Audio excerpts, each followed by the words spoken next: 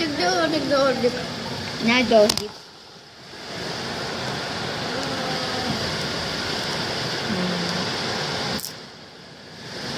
Интересно, что завтра будет.